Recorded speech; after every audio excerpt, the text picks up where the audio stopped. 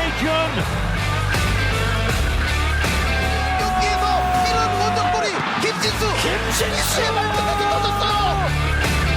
header is good, and it's the giant defender John Tae-wook, and eventually Korea have broken the deadlock. You're listening to the K-League United podcast, proud partner of Football Nation Radio.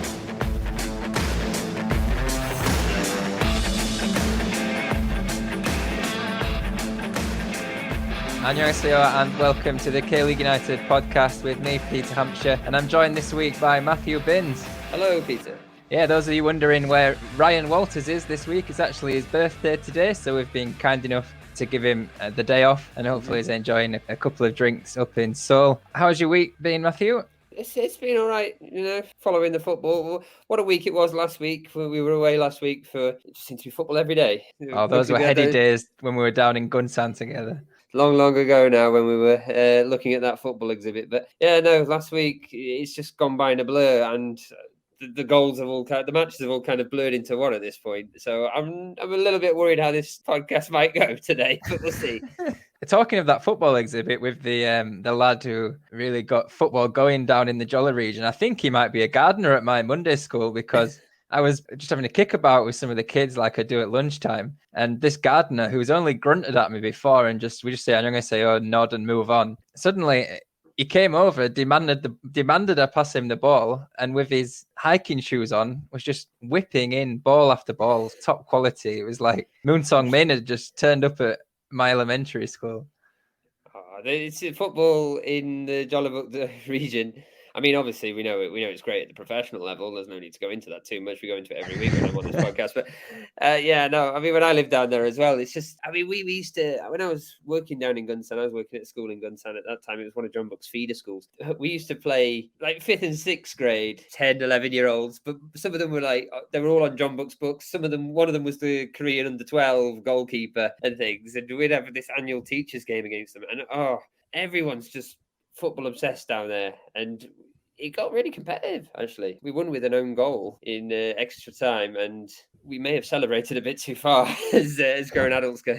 I didn't purposefully choose a baseball-less area, but I do feel like the Jolly region is as close to football mad as you can get around here. On to today's podcast. We're going to start off with K-League 1, where the top two are opening up a bit of a gap at the top of the table. And also Suwon FC and Incheon United are moving into Asian Champions League contention. FC Seoul, meanwhile, they continue to struggle down at the bottom. On to K-League 2, where we enjoyed a goal fest this weekend. That was until Monday night, where we had a bit of a cagey derby. And speaking of that line for derby, we'll have an interview with FC Anyang's Jonathan Moya, as well from our very own Ryan Walters. We'll move on to World Cup qualification as Korea get underway on Thursday against Iraq in Seoul. And we'll touch on the future of Kim Ak-bom and the future of Korea's under-23 squad, and then take a dive into the mailbag and your questions on K-League 1 then. And let's start in chronological order. We missed out on some Friday night football as Gwangju were set to travel to Gangwon in a big match at the bottom, but now that's going to take place in October, which means we start off with a classic on Saturday. It was Pohang Steelers 0, Samsung Blue Wings 0. And I actually stumbled across a tweet from Scott Whitelock from 2019, which said, hope no neutrals are watching this. 0-0, not much quality on show. And to be honest, Matthew, I think it was the same again this time in 2021. Pohang definitely had the better of the game. Lee Sung-mo is playing everywhere across that front line. Kim Gi-dong, he suddenly decided he's the best attacking talent Pohang's ever seen, and he's just putting him everywhere across the front line. Saying that, Pohang's chances were just limited to shots from outside the box, and actually the best chance of the game fell to Suwon's Nicolau in the last 10 minutes, who really should have won it for them. Yeah, I mean, Suwon is still struggling to find form since this interval. They've fallen off a cliff, really, performance-wise. But key absences and the departure of Kosan Bombers obviously hit them massively, it seems. But yeah, I guess a point earned for Suwon, really. They probably would have expected to beat Pohang before the break, but at the moment, a clean sheet, point on the board, perhaps they'd take that. And on to the champions, Jeonbuk Hyundai Motors, your team, Matthew. It was a fight-back performance for a change from Jeonbuk. Yeah, it was. Big news was Kim Jin-soo making his return to Jeonbuk, though. But we could have done without Gardner on the crosses for some crosses, because Jeonbuk, they took plenty of shots, but they could not seem to find a way past Suwon. And then they found themselves 2-0 down after the first half. Cho Sang-jun, he was part of Suwon's counter, slotting it in at 10 minutes before Han Sung-kyu, who's actually on loan from Jeonbuk. That's allowed in this league. Loanees converse their parent clubs. And he doubled the tally just before the break by capitalising on a rebound from Lars Veldwijk's saved shot. But yeah, like I said, it was kind of a dominant performance from Jeonbuk, I thought.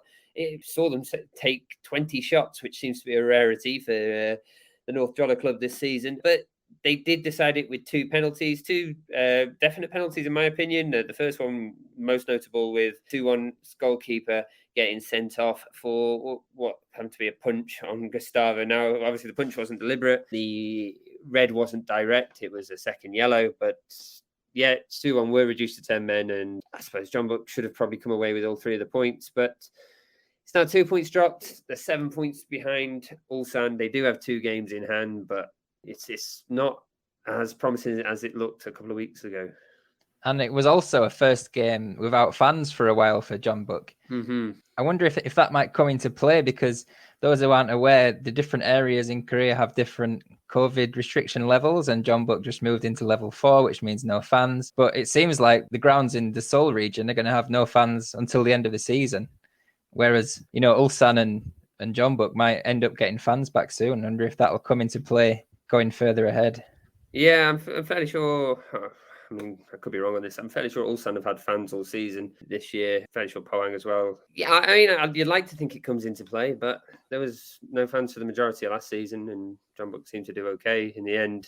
They've got the quality to be doing better, fans or not. Obviously, yeah, it's great to have them in. They are a massive factor on driving that team forward, but there's really no excuses for Jeonbuk to be dropping points. And elsewhere on Saturday, Daegu were at home again.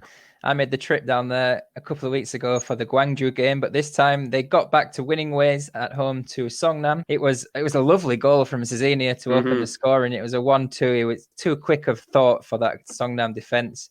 Gave them the lead on the half hour and doubled it before the break. It was too easy, to be honest, for Daegu. A lovely connection with Edgar. Ma Sang-hoon gave Songnam a chance, a bit of hope in stoppage time, but Jong Chi-in, the young striker, beat the offside trap to seal the points for Daegu. And I was actually going to have a quick early dive into the mailbag, because we have a question from Asri Furman on Twitter. What is going wrong with Daegu and Suwon Blue Wings? Ever since the K-League restarted, they are on a downward spiral. I did have a chat to Muyal actually this morning. He said that the lineup has been too similar of late, and that teams just know how to defend against them. One change from Daegu against Songnam was Jung Sung-won going into central midfield, and Lamas, who actually I thought against Gwangju was Daegu's best player. Lamas pushed into number 10 behind Zizenia, with Zizenia having less of a free role and sticking at number 10. But why do you think Daegu and Suwon Blue Wings have struggled a bit after the ACL break? It's kind of hard to comment on Daegu after they've just come off the back of a 3-1 win at the weekend. I can't really comment on Daegu too much. I think what Muyal said there would probably be as far as my thoughts would go on it. I initially thought Daegu were going to struggle because they had a few players at the Olympics, but those players have come back and they've still found results a bit hard to come by. But yeah, I'll go with what Muyal says there. But for Suwon, yeah, it was a kind of a loss of momentum. 2-1 Blue Wings are fielding quite a young squad this season, which we've praised them for. And I hope that this run of poor form doesn't kind of put them off continuing with their faith in youth. But those youth players, they could do with a little bit more of reliable experience around them at the moment. I don't think Suwon has the reliable experience. I don't think Juriš Jeric is the reliable striker he once was, and he's not really experienced to look to. I believe Kim Gun-hee is injured at the moment, or he's currently not in the squad. As Scott likes to mention, he's big Kim Gun-hee's number one fan, Scott Whitelock, our former Suwon writer there. And but yeah, Ko Sung-bom, him going to Gimcheon in the middle of the season, that's really altered the dynamic there in the centre of the park, and they've really not been able to make up for his absence. And I'd really point Suwon's faltering down to there. But yeah, they're a young squad, they're an inexperienced squad, and perhaps now they need to have calmer heads around them to just guide them through this tricky patch. Suwon Blue Wings actually stand as the team with the worst shots on target percentage in the division. So maybe they should have been more active in the transfer window to get a new striker in and not just rely on Jeric. Going into Sunday's games then, it was an interesting clash at the Munsu as Ulsan Hyundai stormed into a 3-0 lead and then were pegged back by Incheon. Yeah, it was Ulsan winning again, but once again, not winning as convincingly as they would like. I'm probably going to touch on this a little bit after we've finished with the rundown, but I'll just go through the scorers. It was Oh Se-hun stepping in for the now departed Hinterseer. Lucas Hinterseer has moved on after just 6 months at Ulsan. It was a bit of a surprise, really, he scored 6 goals in the league. He scored 3 in the Champions League. He's the second top scorer for the season. He's gone. Wish him all the best. But he has moved on, and Oh Se-hun has stepped up. Good goal from the edge of the area. Lee Dong-kyung then got his first of the match with a low drive in the 63rd minute before then scoring a second, scoring off his own rebound. He took the initial shot before running into the penalty box to capitalise on the spilled save. But it wasn't over there. It wasn't over for Ulsan at 3-0. You'd think they would be cruising, but as we are used to seeing with Ulsan, they do like to make it difficult for themselves at times, and difficult they did. Stefan Magosa pulled the goal back in the 80th minute before Dave Bultuis fouled on the edge of the area to grant another penalty to Incheon in the last minute of injury time. So 3-2 in the end to Ulsan. Perhaps not a close call, but concern, really, I think.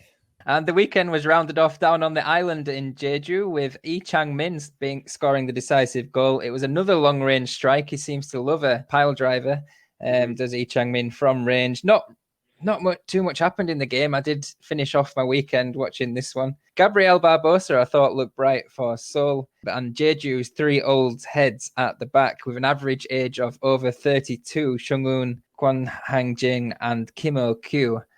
They looked quite sturdy considering their age, but clearly that experience told for Jeju. If there was one thing, Matthew, that you learned from round 28, what would that be? I mean, it's not so much round 28, but it's kind of coming to the fore in my mind, and this could really be Ulsan's year. Jeonbuk don't look as convincing. To quote Malcolm Tucker, they're not pulling anything out the magic hat. The rabbits are falling to pieces. The heads are coming off and frighting the children. The Jeonbuk have not got it, and yet still Ulsan aren't finishing the job off. And we look at the depth of this Ulsan squad. They've really got a really talented pool of players spanning a range of ages. They don't have to worry about the under 23 rule because they could just pull out a player who's good enough to start. Therefore, my point is, I don't know where the hype is this year behind them. The last couple of seasons, as a Jeonbuk fan, you notice it online. Everybody's like, "Oh, it's Ulsan's year. It's Ulsan's year. Jeonbuk wins it." Everybody's Ulsan should have won it. And it happened again last year. Oh, Ulsan are going to run away with it, and it's like, no, hang on, no, I know how this ends. Jeonbuk win it. This year, though, I genuinely think this is a good Ulsan team, and I don't know, maybe if the fans are cautious from the traumatic past experiences. Perhaps Jeonbuk's games in hand playing a factor into this. I think that people just keep seeing those 2 games in hand and just assume Jeonbuk's going to win them, but one of them was against Pohang. Yes, they have beat Pohang, and Pohang didn't put up much of a fight against Suwon, and one of them's against Seoul. Maybe there is reason to think they might be winning those 2 games in hand, but I think the worry is, I think Ulsan fans maybe are a bit concerned about their porous defence. They really need another centre back, in my opinion, because I don't want to say nothing too bad about him because he is a very good defender. But Dave Bultuis he gave a goal away here.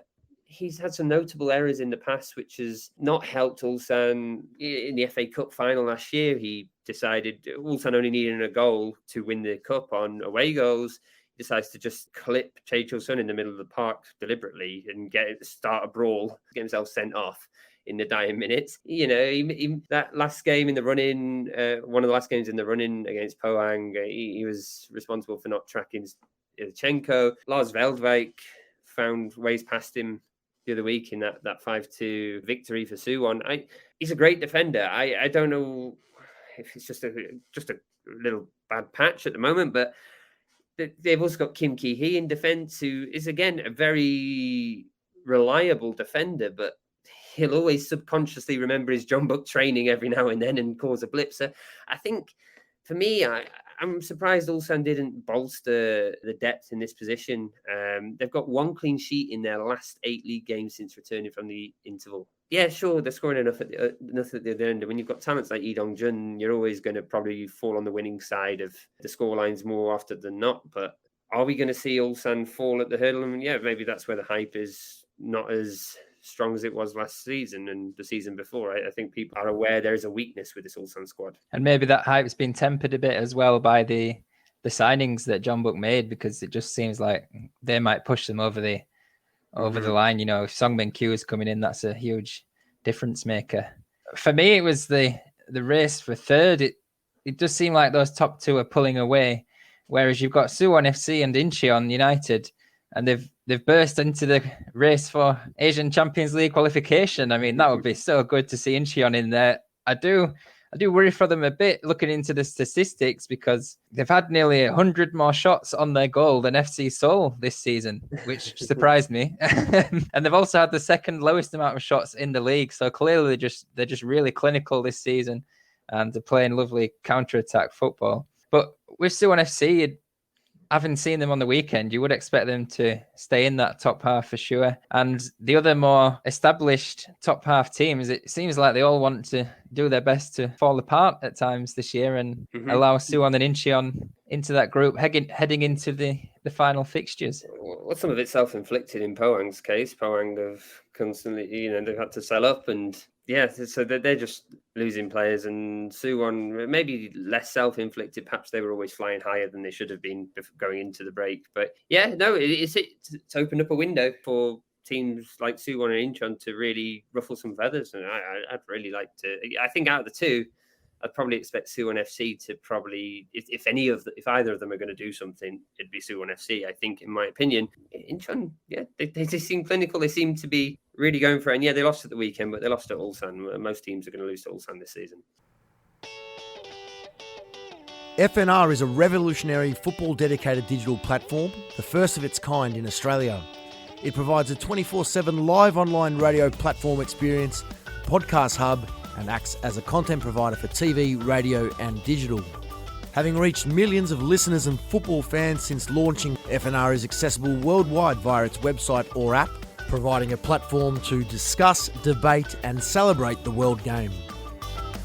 We are your voice of football, FNR Football Nation Radio. Welcome back to the K-League United podcast. I'm joined by Matthew Binns this week. Hello. Let's start on K-League 2 then. Let's go from the top of the table. There was a mouth-watering game down in Gwangyang, which saw Jeonnam Dragons, who have struggled at home of late, host Gimcheon Sangmu. It finished 2-2 with Jeonnam pretty much blowing their 2-goal advantage. Lee Hoo-kwon gave them the lead, and then Jonathan Balotelli gave them what looked like a commanding lead at the break. But Park Chan-young scored an own goal on the hour mark, and then Cho Kyu-sung, who could be in national team action on Thursday as one of the few strikers in that roster. Oh, I said roster. Ryan's rubbing off on me. I see in that Korean national team squad, Cho Kyu-sung. He scored a 95th minute equaliser, which sees Gimcheon's unbeaten run continue at the top. Any thoughts from that game? Just continuing really with what we said in, I can't even say last week's pod because it was 2 weeks ago now, but we were saying 2 weeks ago, it was a question that we had in about maybe the food being too good down in Gwangyang, because Jeonnam Dragons' form at home is just very underwhelming. And yeah, to blow a 2-goal lead, I guess Gimcheon Sangmu, they're going to probably do well this season. But still, you're 2 goals up. Jeonnam do have a pretty sturdy defence. You think they could hold out Gimcheon there. So yeah, disappointing 2 points dropped. And well, it's a good result for teams elsewhere, such as Daejeon.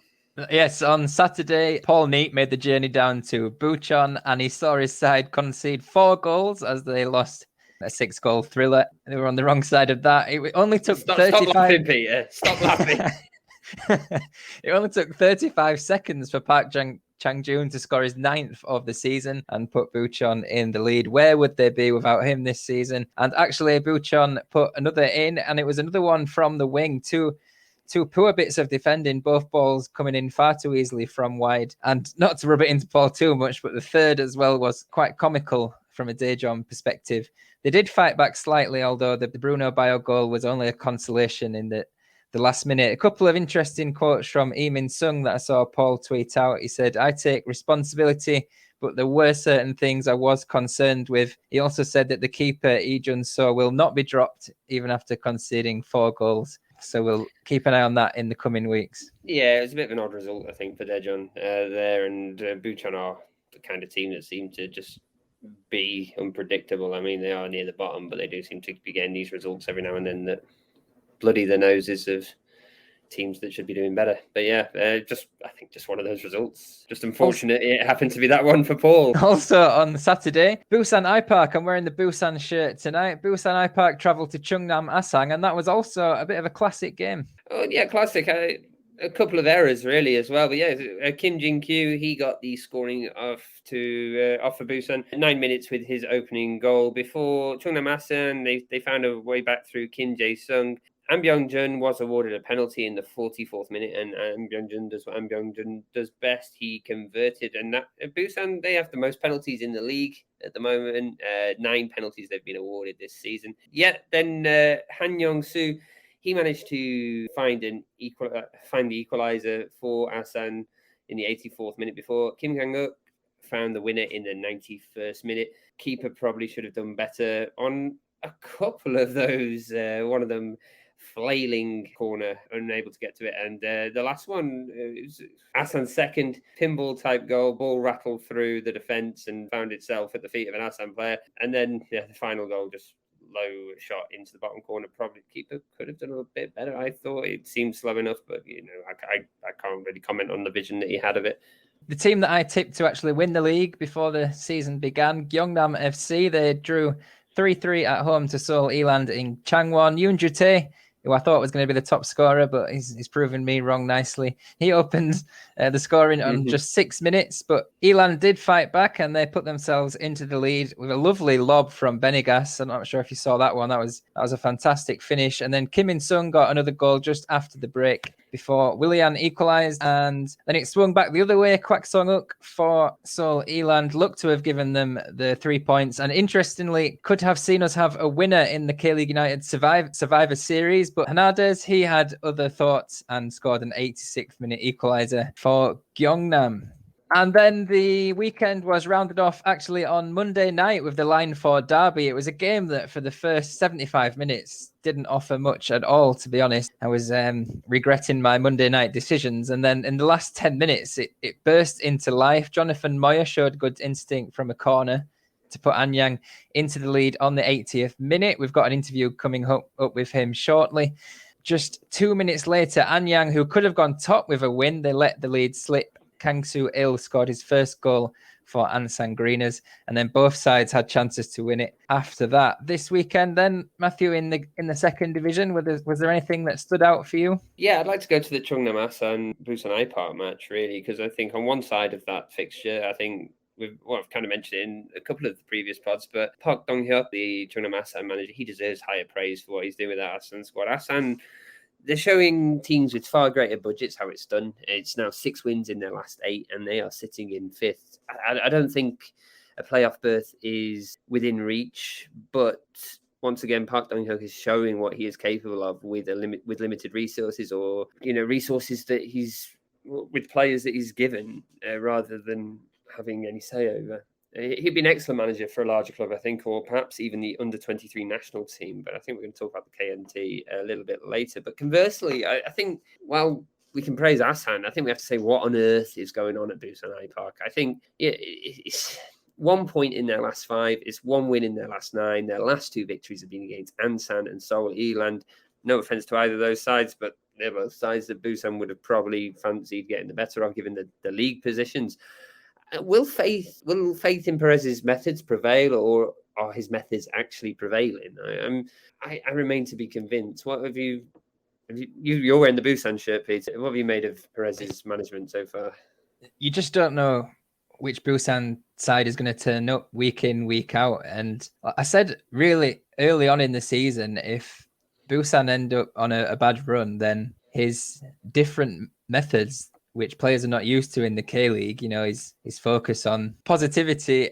And when some of those things are going through a translator, perhaps they don't come across how he wants them to. And when you're on a bad run, if you get a couple of players disinterested, that could spread throughout the squad. Yeah, they've got one of the best strikers in the league in June, who can score a goal out of anything. But it's getting towards the end of the season, and I know what the fans are like down there at the Gudok.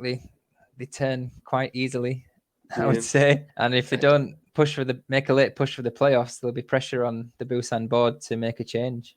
Certainly. I mean, they've got the youngest squad in the league. I think that was part of when he came in, he wanted to work on the youth. And yeah, their average age this season is 25.1. So yeah, there's a promise there. There's potential there.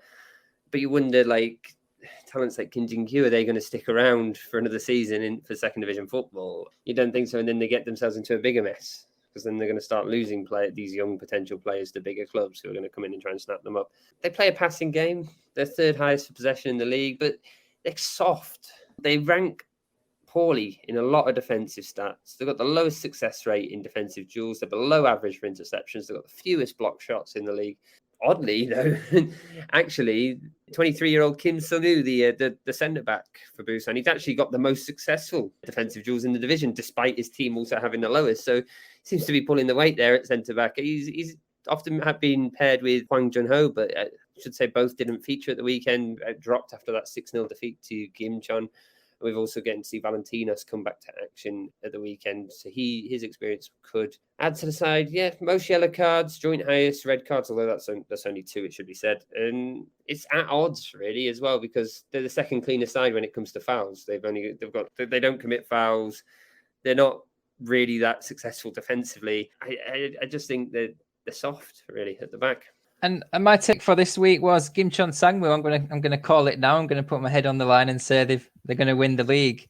Looking at the statistics through the season, it was interchangeable really between who was dominating possession, who had the best statistics. But in the last few weeks, Gimcheon under Kim Tae-wan, they've really the top of every metric. They're exponentially becoming more dominant in terms of possession. Balls into the box, touches in the opposition area, they're top by a mile. And even though they have most possession of the ball, they're second bottom in losses of possession, which is quite incredible, really, considering their possession is an average of 60% in each match.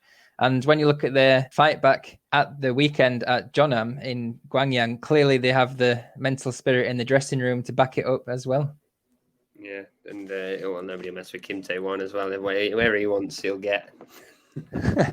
And Gimcheon, actually, they also have the most players in Paulo Bento's latest Korean national team squad, which we'll come on to later. And talking of internationals, Ryan Walters interviewed Jonathan Moya, who is joining up with the Costa Rica squad this week. Yeah. And to hear more about that and his season with FC Anyang, here's Ryan.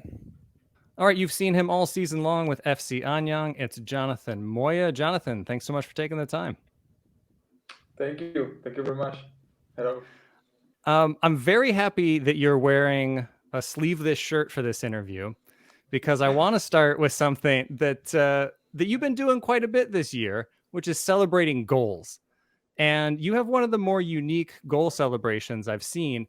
Every time you point to your forearm tattoo, you've obviously got a whole sleeve going on there, which we'll get into that. But what's the story behind the goal celebration? The meaning is simple. I have a 5-year-old son, and for me he is the most important thing in my life. So I celebrate all my goals by pointing to the tattoo of his name. Excellent. I love it. And as somebody with a few tattoos myself, I'm also curious about tattoo culture within football, because we see a lot of footballers with full sleeves, arms and leg sleeves. And I'm curious, is this something that you bond with teammates over on the team, and talking about tattoos within the team? A tattoo is something you have for your whole life. And for me, my tattoos have a very strong meaning. The first one is the name of my son. And I also have the time he was born. The roses are for my parents and my brothers. That leads into something that I'm also curious about. Which one of your teammates, present or past, has the best tattoo that you've seen? My last team in the league had 3 players with beautiful tattoos. Especially Fernando and Brian Ruiz have great tattoos, but mine are the best. y el mío. Yeah, it's got to be, right? That leads into, and you don't have to answer this one, but I've got to ask, who's had the worst tattoo that you've seen? Oh, dile, no, no puedo decir el nombre, pero I can't mention his name, but one teammate I played with had some really ugly tattoos. Tatuajes muy malos. Is that player in K-League? No, Kelly, no. Costa Okay. Rica. Well, then maybe he won't see this anyway. We'll see. Speaking of teammates, you've played with some of the giants of Costa Rican football with Saprissa and Alajuelense, and you won trophies for both, which led to you playing in one of my favorite tournaments, by the way, CONCACAF Champions League. For those that don't know about this tournament, can you just describe what that tournament's like to play in? Because I feel like in Asia, people don't know how intense that tournament is. La Conca Champions o la CONCACAF es un torneo muy CONCACAF importante. Champions League is a very prestigious tournament for Mexico, Costa Rica, United States, and all of North America. I believe the matches are intense with strong opponents. I believe the strongest teams are from the United States and Mexico. Many Asians don't know about CONCACAF Champions League, but it's very similar to the AFC Champions League. Es parecido a la Copa de Asia de aquí o la Conca Champions de acá de Asia. Entonces es un torneo muy importante. And having that experience, how much has playing at that high level and winning titles and achieving that much on the other side of the world, how much has that played into your time with FC Anyang and kind of bringing that winning mentality with you? Creo que en Costa Rica hice las cosas muy bien. I believe I achieved great things in Costa Rica. I was Apertura champions in 2020, and that led me to play in other leagues and other countries, including Spain and Ukraine. I have always tried to develop my physical and mental sides of my game equally, and right now I'm mentally stronger to help Anyang achieve great things. La estoy poniendo aquí en Anyang. Well, I'm sure the Anyang fans will be happy to hear that. Yes. And rewinding a little bit, you mentioned that you have also played abroad in Spain and the Ukraine, and obviously you spent most of your time in Costa Rica. This is your first move to Asia, and I'm curious, how did it come about that you ended up at FC Anyang? And before making the move, did you speak with any fellow Costa Rican players like Elias Aguilar or Marco Urena, or anybody that's been over here? And what was that process like for you? Bueno, dile que ellos me ayudaron. Yes, they helped me when the opportunity to come to Korea appeared. Elias Aguilar and Marcos Urena spoke very highly about Korean football and the league, and said with my style of play I would be able to help my team. I believe I'm prepared to stay here for many years. When the opportunity appeared, I was very calm and ready to enjoy playing outside my country one more time. Y la quería aprovechar como lo estoy haciendo ahora. Yeah, that's a really good point. A lot of players take almost half a season to get going, and that really has not been the case for you. We're at the business end of the season right now, and things are going quite well for you personally and for the team. You are second in the Golden Boot race right now, and the team, surprisingly, based on preseason expectations, the team is chasing the title right now. What's brought about this success this season, both for you personally and scoring as many goals as you have? And I know you weren't here before, but what is the atmosphere like in the team? Because this is really exciting for FC Anyang this season, and it's an unexpected title push. So what's clicking for you, and what's clicking for the team right now? Estoy muy I'm very glad how things are going for me here overall, and my goals too. I'm the top scorer of my team and second in the league. Of course I want to score many goals, but the most important thing right now is to help my team win promotion. We are so close to getting promoted, and it will be a great thing in my career to play the first division with Anyang and be the top scorer. Is FC Anyang going to win promotion this season? Yes. Outright title, or are you going to be in that playoff? No, podemos ascender No, directo. we can go straight to the first division. My team is extremely ready to get this promotion, and my mentality is now on making the playoffs. It's on No the jugar title. playoff, es ascender directo. I'm a Dunham Dragons fan, so you're breaking my heart a little bit here. That's not part of the interview. I'm just letting you know you're hurting my feelings. Okay. No, it's so much fun this year. I love K-League too. It's always so close. It's so much fun.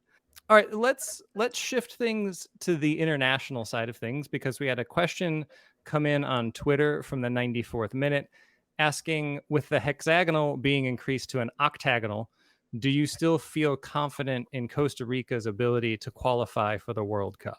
Creo que el Costa Rica. I think Costa Rica is doing very well in the qualifiers. The 3 matches in the octagonal will be difficult for everyone, and I think we have to do well to get the highest possible score and qualify for the World Cup in Qatar. Y esperando poder estar con el equipo de la selección. Yeah, there's a lot of talent on that team. And there's going to have to be, because the next 2 matches for Costa Rica, for Los Ticos, is Panama and then Mexico. Massive, massive games. And I'm curious, are we going to see a K-League duo on the international highlight reel? Are you and Aguilar going to be tearing it up in these World Cup qualifiers? Sí, jugamos Panamá, México y Yes, Jamaica. we will play against Panama and Mexico. I believe that Mexico will become even stronger rivals, and I hope that Elias and I can play together. If we have this opportunity, we will give our best. Y creo que en esta vamos a tener la oportunidad de jugar juntos. Let's hope so. I'll get you out of here with this last question, and sticking on the international side of things. What does it mean? And again, I'm saying this because as somebody from North America, I know a little bit more about CONCACAF, but what does it mean to play against a team like Mexico, a country like Mexico? What does it mean to be in that game? And this isn't to take away from Costa Rica and the history there, but have you been in the Azteca, for example, and what is it like to be in these situations? La rivalidad México-Costa Rica siempre. The rivalry between Mexico and Costa Rica has always existed since I was a child. There has always been this rivalry, I believe. They are 2 very strong countries, and people from other parts of the world, especially here in Korea, do not know about this rivalry. The game against Mexico in the Azteca is a very impressive environment, with people screaming, throwing objects, and so on. Imagine 80,000 to 90,000 people screaming and throwing things at you. Mexico vs Costa Rica has always been a game that will get that kind of attention. Entonces, México-Costa Rica es un partido que siempre va a llamar la atención. Well, as an American, I'm always rooting for teams to beat Mexico. So best of luck, and best of luck to you for the rest of the K-League season. Thanks so much for taking the time today. No, thank you so much.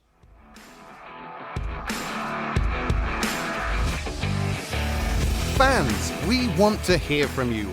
You're encouraged to email KLU at info@kleagueunited.com or tweet at KLeagueUnited with any questions, comments or reactions. Or follow us on Facebook to ask directly during one of our live shows.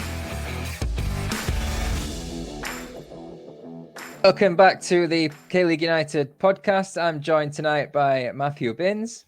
Hello. And we're going to dive into the Korean national team now as they get into 3rd round qualifying for the World Cup 2022. It's Paulo Bento's squad, which features 14 players from the K-League, as well as players travelling into the countries from leagues abroad, some of whom have new clubs in Kim Min-jae, who has obviously just started at Fenerbahce, and Hwang Hee-chan, who has just signed for Wolverhampton Wanderers. We saw him all smiles on the telly at the weekend. Some national team housekeeping for you, and Jung Young of Al Sadd, the 31-year-old, he's had an unfortunate week. He's flown in from Al Sadd, and someone on his flight has tested positive for COVID-19, and now he must quarantine for 2 weeks, which is almost as pointless a journey as Paul Neat's trip down to watch Daejeon at the weekend. He will be replaced by Gambo Osaka's Jusei Jong in that midfield. A busy week for Hong Chang, as I said, who's signed for Wolverhampton Wanderers. The 25-year-old moves from Rasenball Leipzig, spotted in the crowd as Wolves lost their third consecutive game 1-0, so he certainly might be needed up front for Wolves. Someone not in this squad is Jong Woo-young. The 21-year-old scored twice in the first 9 minutes for Freiburg as they won 3-2 at VfB Stuttgart. Freiburg's nickname is the Breisgau Brasiliano, which I learned this week, which means the Brazilian players of that region. And Jong Woo-young, at just 21, has actually started all 3 of Freiburg's games this season. They are unbeaten and they beat Dortmund, so plenty to keep an eye on there. Incidentally, our very own Paul Neat has a piece up on the K-League.com detailing the latest information and what to look out for of all those K-League players featuring in World Cup qualifiers around the world this week. I also caught up with K-League United's national team correspondent, one of them anyway, Steve Price, someone who will be attending the games up in Seoul and Suwon this week. Here's what we had to say. So Korea enter what will hopefully be their final stage of qualifying for the 2022 World Cup as they vie for a top 2 finish in a group consisting of 6 teams: Iran, Iraq, Lebanon, Syria and the UAE. I'm joined by Steve Price, our national team correspondent. How are you doing, Steve? Hey, yeah, not doing too bad, yeah. How are you? I'm good, and I hear you're going to the match this week. What are your thoughts of, and I know you've not been to a match for a while, what's your thoughts on getting back into a stadium? Yeah, I mean, it's a pity because when a national team play, normally the stadiums are completely full and have a really good atmosphere. But of course, it's just going to be me there on my own. So it's going to be a bit odd. I'm going to feel a bit nervous as well with these games are going to be quite tight games, I think. Yeah, and it's important that Korea do get off to a good start because it's top 2 of the 6 that automatically qualify, and then third place go into a playoff. Both groups A and B in Asia, they both get underway this week. Seoul is the venue for Korea's start, Seoul World Cup Stadium, on Thursday night, 8 p.m. Korean time. It's Korea against Iraq, and they've only met Iraq twice since 2009. The last one was a friendly in 2017. Back in the days of Uli Stielike. And then, I don't know if you remember the 2015 Asian Cup semi-final, because I'm sure I might have even watched that with you, up in Seoul. But it's a 2-0 win. I was trying to recollect it earlier. Do you have any memories of that? I don't recall that at all, no. I was just looking through the notes on it, and it was an Lee Jung-hyuk masterclass. He scored and he assisted. But yeah, Iraq have only lost 1 game in their second round qualifying, which was a close game to Iran, and they actually won in the return fixture, which they had to play in Jordan. Then on to Tuesday night on 8 p.m. again down in Suwon at the World Cup Stadium. Korea host Lebanon, who we have had great experience with in the second round. They were close games, a 0-0 draw in Beirut back in 2019, before COVID-19 even came into our mind. And the last competitive game for Korea was actually against Lebanon. So I'll dive into some questions with you, Steve. The second round, on paper, we thought that was going to be not a walk in the park, but more comfortable than it was. It wasn't without its frustrations, that second round of qualification. What main lesson do you think that Paulo Bento is going to take from that previous round? Yeah, I think like the second round, I mean, it's harder than, it's one of the hardest groups that Korea could have had. And kind of the way they organized the matches were that, Korea's home matches came last and away matches are difficult no matter who you play, it seems, because you can't really play your style of football. And so I think that showed a bit with the goalless draw against both North Korea and Lebanon, which then, because the group dragged on for so long, made it feel like people were nervous right until the end, when in fact, if the matches had been played in some other order, it would have probably been quite comfortable. So I thought that was kind of a big thing. The last match was, of course, against Lebanon, who are playing next. So that's an interesting one. I think they had a lot of problems when they played that match in Lebanon, the 0-0 draw. They really struggled to create a lot. And I think when they played up in Goyang, even though they let in that goal early on, they played very well. And I think they won it quite comfortably, really. It was kind of good practice, to be honest, for them to let in that early goal, because Lebanon also in this match are going to be playing in a very similar way. So they're forced to break them down twice effectively, and also not to panic going a goal down at half time. So I think that was kind of a good test for Korea. But at the same time, they did only really give Lebanon that one chance. So I think it was quite a solid performance, really, despite the score only being 2-1. both these teams are coming in on quite good form. I mean, Iraq, I know they've just changed the manager. They've gone from Katanek, who has been there for 3 years, to Dick Advocar, obviously well known to fans of Korean football. He only came into the job on August the 1st. That's not great preparation, is it? However way you look at it. Yeah, a lot has been made on Twitter and stuff about how Iraq they've basically been in Korea for the last 3 weeks or something preparing for this game, which, I don't know, it doesn't say much about the Iraq players if they're allowed that much time off from their clubs. You want to keep your best players at your clubs as much as possible. But yeah, I think they probably need that because they've got this new coach coming in, and it's probably good for Korea to play them straight away when he hasn't had a lot of chance to get his style going down. But yeah, I was also having a dig around on Twitter, and it seems like he's changed the squad up a bit. He's brought in some not domestic players, and also in the goalkeeper department, they've got 3 goalkeepers who've only got 5 caps between them. And if you're coming up against Son Heung-min and co, then perhaps you need some experience at the back. I mean, Korea, like Son Heung-min's coming in one day beforehand almost, but I think the way Bento plays is he has the same style pretty much every game. So I think even with just that one day's prep, they'll be okay to just slot into that style because they're kind of used to it. So I think that'll give Korea an advantage, even though they don't have that much time together before. But I think Iraq's the key game, you know? When you look at these groups, do you think normally that second spot's going to be between one of the second, third or fourth team? So it's going to be either Iran and Korea or Iraq or UAE. They're the teams that are going to be competing with those top 2 spots. And your home games against those teams, maybe not Iran, but the other 2 so much, Iraq and the UAE, are going to be vital. I think if you get 3 points in those 2 games, you're really on course to get into the World Cup. And so even though it's the first match, it's a huge match.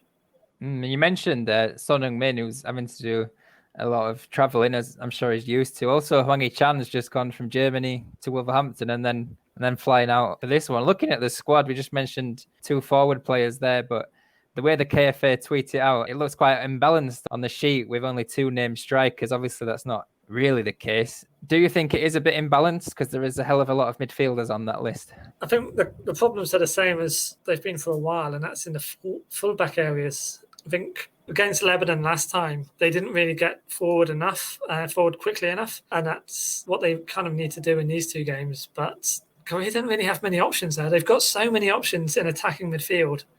You could pick 3 teams of players in attacking midfield, but then they have so few options in the defensive line, and especially in their fullback positions, that I think that causes a few problems. And then people are like, why are they not attacking so well, even though they've got all these players? But when you attack, the fullbacks are part of the attack. I mean, if you watch someone like Liverpool to go and complete the opposite way, you can see how their fullbacks are so much part of their attack. And it's a team effort. And then when those 2 players are not right up at the same level as the attacking midfielders, it weakens your whole attack. Yeah, I was also looking at the fullbacks because I reckon he's chosen EKJ on the Suwon Blue Wings form, and then they've really tapered off in the K-League. If there was one player not in that squad that you would take, who would it be?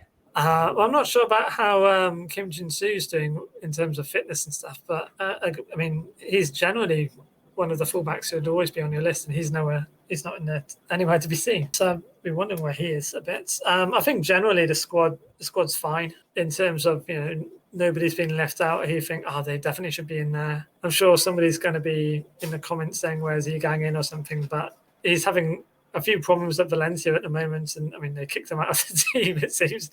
So maybe it's better for him to get himself sorted out this international break, so then later on in qualifying he can come into the squad. Yeah, and finally, the way the fixtures have fallen for Korea is quite unusual, really. They've got 4 of the first 5 are at home, and then 4 of the 5 are away. That one game is away to Iran, which is obviously a huge game. Who do you think is going to be the biggest banana skin of the first 3 home games, which is Iraq on Thursday, Lebanon next Tuesday, and then Syria? Yeah, it's home advantage is kind of huge normally. And I think, as we were talking earlier about how last time they played the away games first and everybody was kind of panicking they might not do that well because of those results. If you win your home games, if they win all 5, then they're in the World Cup. It's that simple. So the home games are huge in terms of qualification. And the home game against Iraq is going to be probably the most important match of this qualification period. So if they get it right and win their home games, then we can all kind of breathe a sigh of relief. But then if they kind of mess them up and draw 1 or 2 or something, then there's going to be a lot more panic about whether they can then go and get those results away. But at the same time, it's kind of interesting because they don't have home support because we're playing all these home games first when there's not going to be any fans in the stadium. And at the same time, even though they lose some of that home advantage, maybe they don't have such an away disadvantage because a lot of the away games are going to be played in a third country anyway. So it's going to be a bit of an odd situation regarding home and away fixtures, I think. When it comes to a banana skin, you've got to say, Iraq in our first game, especially because you've got players like Son Heung-min coming in a day beforehand as well, that's going to be a huge game and a real must-win. Yeah, I would agree with Iraq, and to be honest, I'm quite pleased that the manager they've had for 3 years, who seems to be doing a good job, has moved on to Uzbekistan, because that will surely disrupt them a bit. Yeah, it was a bit of a strange one as well, especially as they were looking for other managers, and maybe they didn't get their first choice as well. Hopefully, that gives Korea a bit of an advantage. I thought I'd leave the question about pressure on Paulo Bento to a later podcast, because I'm sure if there's a draw anywhere in Korea's reign, then the netizens will start talking. But thanks, Steve, and speak to you again soon. Yeah, well, whoever the national team manager is, they're always going to be under pressure. But yeah, it's great to have a chat, and hopefully in next month we'll be celebrating 6 points. And one thing, actually, Matthew, I didn't touch on with Steve there was Korea's under-23 side, who have just returned from the Olympics. There's been some questions this week about Kim Ak-bom's desire to continue in that managerial job, and some names have been floating around for potential replacements. Yeah, it's been reported by a number of outlets. Sportsdong, they reported Kim Ak-bom has said he has no intention of renewing his contract as under-23 manager. And I think we were all kind of expecting that after the Olympics, that would be him bowing out. There's been a number of names linked across multiple outlets. Hwang Sung-hong, the former FC Seoul and Daejeon Hana Citizen manager. Chae Yong-soo, former FC Seoul manager, he's been linked as well. Keeping it in the capital, Chung Jong-young of Seoul Eland, the former Korea under-20 national team manager, has been linked, and Chae Jin-chul and Park Dong-hyuk have also been named. Park Dong-hyuk at Asan, who we mentioned earlier, and yeah, it's a position, the under-23 position in Korea. I don't think you'd have this much furore surrounding an under-23 position in most other national team setups, but in Korea, because of the military exemptions these medals bring, this role is quite an important role. And this position itself has a history of being an audition for the senior side with Korea. For example, Shin Tae-yong was one of the youth managers. Hong Myung-bo was a youth manager. Him Verbeek as well. He was also the under-23 manager before he took the senior side. Would Kim Ak-bom have been in line to replace Bento if he'd been successful at the Olympics? I don't know. But with the Hangzhou Asian Games around the corner in China, plus the first qualifying games for the Under-23 Asian Cup on the horizon, time is of the essence. There normally would have been some time to select an Under-23 manager and really consider their options. But the 1 year Olympics delay, it's tight in the schedule. And so we find ourselves now with KFA currently discussing potential candidates for that role. Yeah, and I know we might have quite an interesting discussion with Steve Price in the coming weeks, because he's got some good connections down at the KFA, and it seems like some decisions might be made over the next month or so. And I really agree with you about the attention given to the job, because in other countries it's definitely not as talked about as it is in the Korean media. Yeah. I'd struggle to remember who the England youth manager even is. Yeah. And it seems like you can't escape it in Korea. No, it's just so important for those medals. And I mean, yeah, military exemptions, everything. And when you're having to manage players like Son Heung-min just to make sure they get something and continue their football careers, yeah, it's a massive responsibility, that role. Stick with us, because after this quick break, we're going to get straight into the mailbag.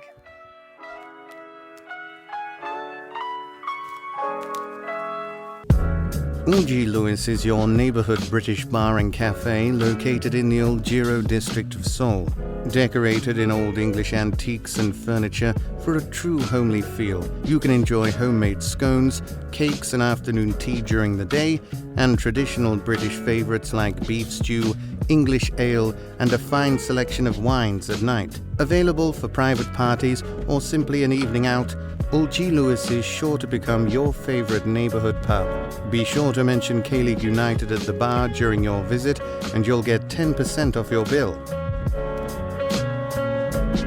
Welcome back to the K-League United podcast. It's me, Peter Hampshire, with Matthew Binns. Hello. And I'll let you take over for the mailbag. Okay, well, we have a question in from Diogo Songnam on Twitter. Hi, Diogo. He wants to know, Hwang Hee-jo, Cho Sung are the only two real strikers on Paulo Bento's squad for the World Cup qualifiers. We've seen how much Jong Woo-young has improved in Germany. Do you think he should have been called up for the next two games? Yeah, as I mentioned before, I think Cho Sung is the only uncapped player in Bento's squad, and it's quite unusual to have one of your main strikers playing in the second division. Obviously, that's not really his fault with the nature of Gimcheon Sangmu and military service. But as I alluded to with Steve earlier, there is more than two strikers in this squad. It's just the way that the list got cobbled together. So I wouldn't be worrying too much from Paulo Bento's perspective. But I do think that Cho Sung may see plenty of minutes, especially on Thursday with those players coming in from abroad. In terms of Jung Woo-young, I spoke to someone actually at Deutsche Welle in Germany about his performance at the weekend. And yeah, he's really excited about him. He scored 2 in the first 10 minutes. And it's interesting to mention him as well because Germany, they're having the same hot topic where they don't have a number 9 in their squad. I would have a bit of caution about him. Jung Woo-young is only 21, and actually this time last summer he was playing in the Dritte Liga, which is the third division in Germany. So maybe just allow him to stay there and have some time bedding in. He's been on the bench pretty much all his time at Freiburg until this season. So from my point of view, I think it's a good decision to leave him there and allow him to get on at Freiburg. Yeah, and I think with Cho Sung, while he is uncapped at the senior level, he is well capped at the youth levels, and the one thing that Korea does do well is bring those players through under 23 into the senior squad. Whether those under 23 players get the minutes they want at their clubs is another matter, but there does seem to be a general transition of players. So Cho Sung, yeah, he's uncapped, but he will be familiar with players in that side. Next one out the mailbag, it's Suwon FC fan Espanol on Twitter. Do you think Tardelli, Suwon FC's Tardelli that is, will adapt to the league and earn a place in the team? He has good minutes, but he also has some bad minutes, and it seems that the coach does not trust him. I saw Tardelli against John Buck the second time. I seem to have seen John Buck Suwon a lot this season, in person that is, and it's difficult because I think he's come in to add depth, but Suwon FC find themselves in this rich vein of form. You kind of don't want to upset it at the moment, do you, really, by trying to introduce another striker into the fold?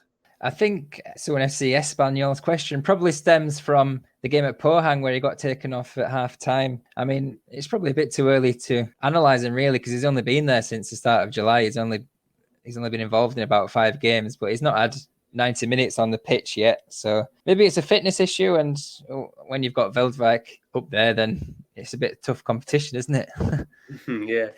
And and Kim Do-kyun, he's not one to wait around and give players a chance, as we know with his under 22 players that I said about. We don't need to go back into that. But yes, we have one more question in the mailbag, and that's from Michael Baroff on Twitter, and he wants to know. He thinks we mentioned on the pod a few weeks back about most teams playing in a similar style. That sounds like us.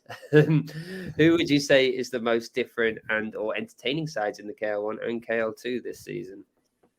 Right. For the K-League 1, I'm going for Daegu. And my reason is they've got the lowest possession and the highest percentage of wins in aerial duels. So they reminded me a bit of Barnsley, where they just forget about the ball and trust themselves on the counter-attack. They've got that quality in Cezenia. And it looks like the much-fabled fourth Brazilian at Daegu has finally come good this time with Lamas. Mm-hmm. And yeah, I think there's a bit of a worry this season because it certainly didn't work against Gwangju when I went down there the other week. Maybe against the teams with less quality who they can't sit off as much, where the onus is on them, on Daegu, to attack them. And the fans are obviously expecting that as a home crowd. That's where they come unstuck a bit. But other times this season, I do think it's really worked for them. In terms of K2, I've already mentioned them, so I won't go too deep. I went into Gimcheon because they just really are dominating the ball more than any other side in both divisions this season. Yeah, I think they're both good choices. They're similarly to Daegu. I wouldn't say they played the same style of football, but there is that element of low possession, counter-attacking football. I think that's Suwon FC. I think they've caught a lot of teams off guard. They don't just play counter-attacking football. They are very good in the air as well, Suwon. But they've played a style of football that seems to have upset like a number of quote-unquote bigger teams this season. Jeonbuk especially. They've had 2 draws and a win against Jeonbuk this season, and that's because they're just good at what they do. They're just efficient at what they do, and they've really managed to get the best out of Lars Veldwijk this season. Murillo hasn't been able to play recently due to an injury, but Murillo was also he's working wonders there. Hansen Q's finding a bit of form now at last after being out earlier in the season. So I'd say Suwon FC, they're really ruffling some feathers the way they play. I quite like the way they play, and K-League 2, I have to be honest. And I don't want to say Gimcheon because it seems like a sellout, because also Gimcheon, they're a K-League 1 side, aren't they? They're Champions League theoretically, they're a Champions League qualifying K-League 1 side, battling it out in K-League 2. So it's a bit difficult for me to give them. I mean, I'm certainly going to give them plaudits, but there's always that caveat there. But yeah, Suwon FC for me. And that's it for this week. If you want to get involved with our Patreon, tiers start as low as $1, and there are plenty of features for our So Rare listeners as well. There are also $5 tiers and $10 tiers as well, which give you extra bonuses such as scouting reports, weekly team news, injuries, suspensions, transfer rumours, and more. Now, the K-League Survivor went into a finale this week. We reached a crescendo at the weekend with Michael Boroff, who just asked that lovely question, and Jared Sellers. Jared went for Gyeongnam, and Michael, well, he had a fairly comfortable afternoon watching Jeju United win. As I alluded to earlier, Michael was just 5 minutes away from glory as Hernandez netted an 86-minute equaliser. So that will go on for another week. 2 players are left in the K-League United Survivor. There's also on our Patreon full player interviews with players from both top divisions and podcast extras. Ryan Walters has just got off the phone with Jonathan Moya, and I hear he's straight on to John and Dragon's Samuel Namani as well. Don't forget, you can listen every Thursday on Football Nation Radio down in Australia. You can subscribe via iTunes, Spotify, Google Podcasts, TuneIn Radio, and more. Leave a review and get entered into this month's K-League kit contest, which is huge this month. It's signed by both Edgar and Cecilia, as if one of those on their own isn't enough. And it's that lovely Daegu home shirt, which I paid about 100,000 won for just a couple of weeks ago, which is about £70. So I'll be entering that one, and that's all for those Matthew Binns and me, Peter Hampshire, this week.